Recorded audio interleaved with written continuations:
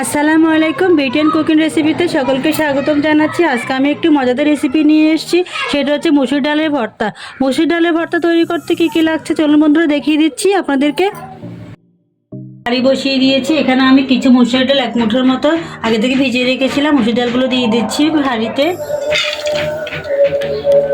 বন্ধুরা মসুর ডালগুলো আমার দিয়ে দেওয়া শেষ। এখানে আমি 3-4টি মতো কাঁচামরিচ ফালি করে নিয়েছি, দিয়েছি কাঁচামরিচগুলো।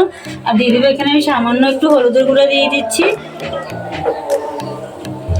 দিয়ে 1 কাপের মতো পানি দিয়ে এটা আমি সিদ্ধ করে নেব। পানি দিয়ে দিচ্ছি, দিয়ে একটু ঢাকনা দিয়ে সিদ্ধ হওয়া পর্যন্ত অপেক্ষা করতে হবে। আমার ডালটা সিদ্ধ হয়ে গেছে, আমি একটু স্প্যাচুলার সাহায্যে একটু নেড়ে দিচ্ছি, নেড়ে ডালটা চুলা থেকে নামিয়ে নিচ্ছি। দিয়ে দিচ্ছি একটু সরিষার তেল, তেলটি একটু গরম হওয়া পর্যন্ত অপেক্ষা করতে হবে। বন্ধুরা তেলটি গরম হয়ে গেছে, এখানে আমি 3টে শুকনো মরিচ নিয়েছি, শুকনো মরিচগুলো একটু ভেজে নিব।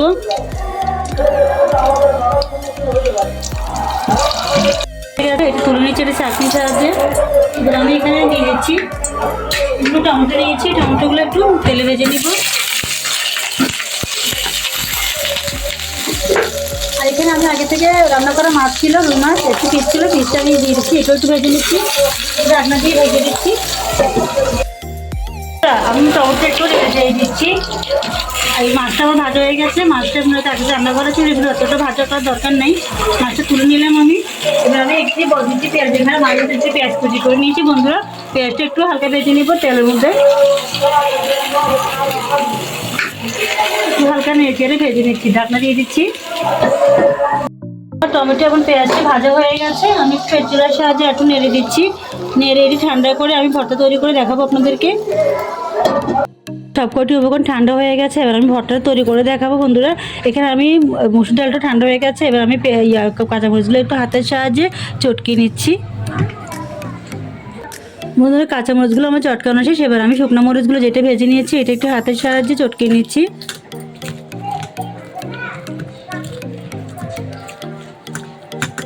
এবার আমি সব কয়টি টমেটোটা একটু থেতলে নিচ্ছি হাতের সাহায্যে, এটা এমনিতে নরম হয়ে গেছে। ভর্তা পছন্দ করে না এমন কোনো ব্যক্তি নাই, যারা ভর্তা দিয়ে যতটুকু ভাত খাওয়া যায় মাছ মাংসে ততগুলো ভাত খাওয়া যায় না। যারা আমার মতো ভর্তা পছন্দ করেন তারাই ভর্তাটি তৈরি করতে পারেন খুব কম সময়ে নিয়ে। এবার আমি এখানে যে মাছটি দেখিয়েছিলাম মাছটির কাটা বেছে নিয়েছি, এবার এখানে মাছটি এড করে দিচ্ছি, দিয়ে হাতের সাথে সব কয়টি মেখে নিচ্ছি। এবার আমি এখানে দিয়ে দিব যতটুকু লবণ লাগবে, আমার স্বাদ মতো লবণ দিয়ে দিচ্ছি, এখানে আমি যতটুকু প্রয়োজন দিয়ে দিচ্ছি স্বাদ মতো লবণ। এবার আমি এখানে 2 চামচের মতো সরিষার তেল এড করে দিচ্ছি। বন্ধুরা এবার আমি এখানে ধনেপাতা কুচি করে নিয়েছি, এগুলো পরিষ্কার করে নিয়েছি। বন্ধুরা এবার ধনেপাতা কুচিগুলো দিয়ে দিচ্ছি, দিয়ে সব কয়টি উপকরণ আমি একসাথে হাতের সাহায্যে মেখে নিব। এই মসুর ডালের ভর্তাটা বন্ধুরা অত্যন্ত মজাদার, আপনারা একবার হলেও ট্রাই করে দেখবেন, নিজেরাই বুঝতে পারবেন। এই ভর্তাটি পেলে আপনি মাছ মাংসের কথা অনায়াসে ভুলে যাবেন, আর কোনো কিছুই লাগবে না। ভর্তা দিয়ে ভাত খেতে পারবেন গরম গরম ভাতের সাথে। এই ভর্তাটি অত্যন্ত মজাদার এবং আমি ভর্তাটি তৈরি করে নিচ্ছি। বন্ধুরা ঝটপটে তৈরি হয়ে গেল আজকে আমার মসুর ডালের ভর্তা। এই ভর্তাটা অত্যন্ত মজাদার, আপনারা একবার হলেও ট্রাই করে দেখবেন। তো বন্ধুরা ভিডিও যদি ভালো লেগে থাকে একটু লাইক দিন, কথা জানান কেমন হয়েছে। আর যারা এখন আমার চ্যানেল নতুন হয়ে গেছেন আপনাদের কাছে রিকোয়েস্ট রইল চ্যানেলটা সাবস্ক্রাইব করে রাখবেন, আর পাশে থাকা বেল আইকনে ক্লিক করে রাখবেন যাতে আমার নতুন নতুন ভিডিওগুলো আপনার নোটিফিকেশন চলে আসে।